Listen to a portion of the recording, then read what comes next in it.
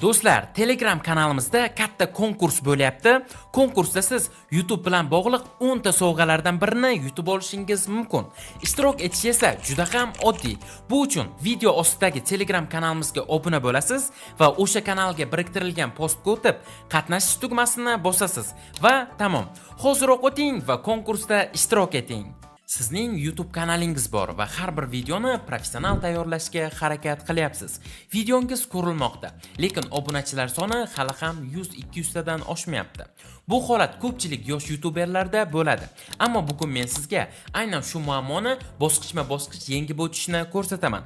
Bu strategiya yordamida siz bor yo'g'i 30 kun ichida birinchi 1000 ta haqiqiy obunachiga ega bo'lishingiz mumkin.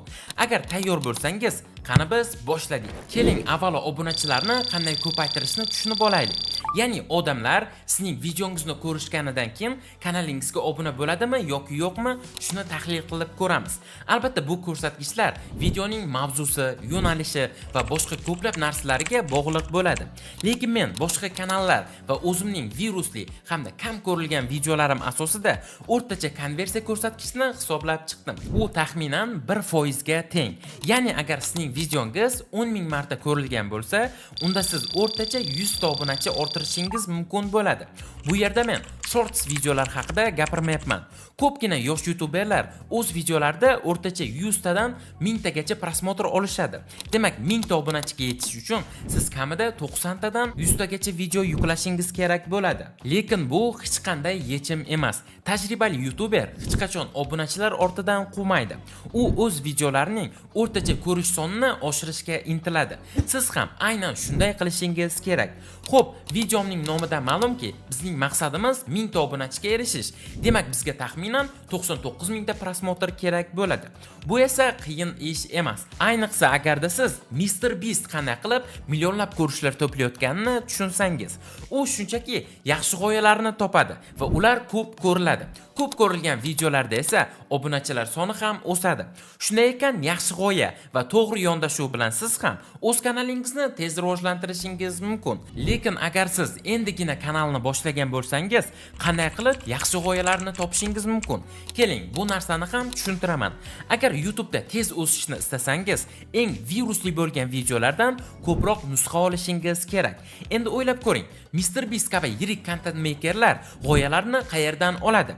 Ular millionlab prosmotrlar yig'adigan g'oyalarni o'zlari o'ylab topganmi? Yo'q, aslida ular g'oyalarni o'g'irlaydi. Ko'p prosmotr olgan videolardan ilhom oladi va ularni o'z uslubida takrorlaydi. Masalan, MrBeastning mana bu videosi boshqa bir videoning nusxasi. Xuddi shunday boshqa bir content makerlar ham MrBeastning videosidagi prevyuni o'zgartirib nusxa ko'chirishadi. Har bir yirik youtuber shunday qiladi. Agar siz izlansangiz, barcha mashhur videolarning asl g'oyasi qayerdan olinganini topa olasiz. Bu yerda eng muhimi sizning kanalingiz uchun qaysi videolar virusli bo'lishini aniqlab olishingizdir. Shundan so'ng aynan shu muvaffaqiyatli g'oyalarni o'z uslubingizda takrorlash yetarli bo'ladi. Endi esa siz tomoshabinlarni videongizni ko'rishga ishontirishingiz kerak bo'ladi.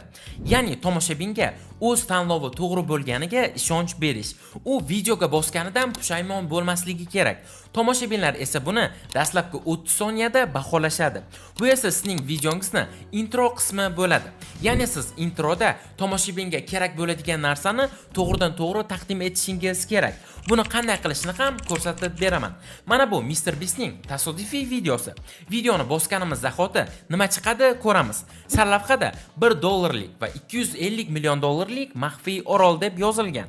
Previewda MrBeast chiroyli bir orolni ko'rsatgan. Ya'ni odamlar videoda qandaydir qiziq narsa bor deb o'ylashadi. Videoni bosgan zahoti MrBeast sizga o'sha 250 million dollarlik orolni ko'rsatadi. Shunda siz bu yerda aldov yo'qligiga to'liq ishonch hosil qilasiz. Har bir yirik content makerlar tomoshabinni videoda ushlab qolish uchun ushbu usuldan foydalanadi. Yana bir misol, Iman Gadjining bu videosini ko'ring. Sarlavhada qanday qilib eng muvaffaqiyatli 1% odam bo'lish mumkin deb yozilgan. Video boshlanadi-yu, u darrov aytadi: "Bu videodagi 3 ta qadamni bajarsangiz, siz ham 1% eng muvaffaqiyatli odamlardan biri bo'lasiz" deb. Tomoshabin esa aynan shu 3 qadamingizni bilish uchun ham videoni tark etmaydi. Lekin agar sizning videongiz odamlarga ko'rsatilmasa, bularning nima foydasi bor? Sizlarning aksariyatingiz aynan bir narsada qiynalyapsiz. Ya'ni bu YouTube ko'rsatmasi. YouTube ko'rsatmasi bu YouTube sizning videongizni nechta odamga rekomendatsiyaga chiqarayotganini bildiradi. YouTube ko'rsatmasi 9 ta darajaga bo'linadi. Bular 0 dan 100 tagacha, 100 dan 1000 tagacha, 1000 tadan 10 000 tagacha va xuddi shunday davom etib, 9-darajada esa milliardta ko'rsatuvga yetadi. Ushbu yuqori darajadagi ko'rsatuvni oladigan videolar odatda keng auditoriyaga mo'ljallangan bo'ladi va agar ular 5% CTR ga ega bo'lishsa ham, ularga millionlab prosmotrlar keladi. Lekin sizga milliardta ko'rsatmalar kerakmi? Albatta yo'q. Agar siz 1000 ta obunachiga erishmoqchi bo'lsangiz, sizga atigi 99 mingta prosmotr kifoya bo'ladi. Ya'ni bu taxminan 1 millionta ko'rsatuvga teng degani. Lekin bu ko'rsatuvga ega bo'lish uchun ham videongizning CTR darajasi baland bo'lishi kerak. Siz tadbirkor yoki o'z sohangizning mutaxassisi bo'lsangiz, lekin YouTube kanalingizni rivojlantirishda qiynalayotgan bo'lsangiz, biz sizga yordam berishga tayyormiz. Biz jamoamiz bilan hozirda 10 dan ortiq YouTube kanallarini yuritib kelyapmiz. Va bu borada sizga ham yordam berishimiz mumkin. Biz sizning kanalingiz uchun 1 oylik kontent rejasi tuzamiz, ssenariy yozamiz, videolaringizni montaj qilamiz, dizayn tayyorlaymiz. YouTube uchun to'liq optimizatsiya qilib, videoni YouTube ga joylaymiz.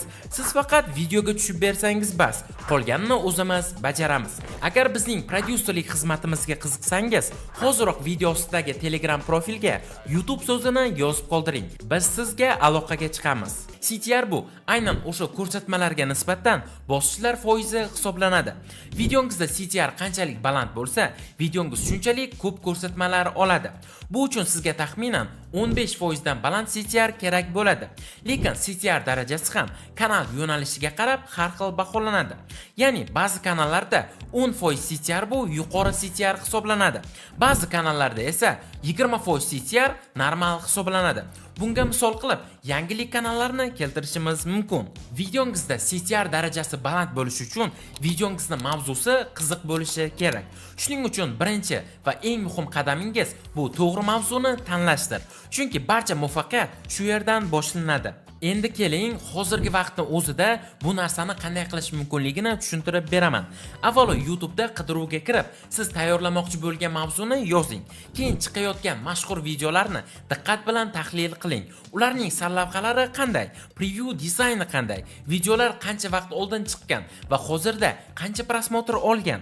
Agar siz ko'rgan biror video 2-3 hafta oldin chiqqan bo'lsa-yu va 100 minglab prosmotrlar olgan bo'lsa, demak bu mavzu hozirda virusli hisoblanadi. Siz aynan shu g'oyani olishingiz mumkin, lekin uni o'zingizning uslubingizga moslashtirib, biroz o'zgartirgan holda taqdim etishingiz kerak. Odamlar sizning videongizdan nimani olishadi va bunga qancha vaqt hamda harakat ketadi? Bularning barchasini sarlavhada his qilishlari kerak. Masalan, bir oyda 1000 ta obunachiga yetishning eng oson yo'li sarlavhasini olaylik. Bu sarlavhada aniq bir maqsad bor, ya'ni 1000 ta obunachi. Vaqt belgilangan. Bu 1 oy va oson yo'l deb harakat kamdek ko'rsatilgan. Shu sababli bu sarlavha klikabelni hisoblanadi. Aynan shunday yondashuvni siz ham qo'llashingiz kerak. Sarlavhani yozish bu san'at va siz uni puxta ishlashingiz kerak. Do'stlar, bugungi videomiz shulardan iborat edi.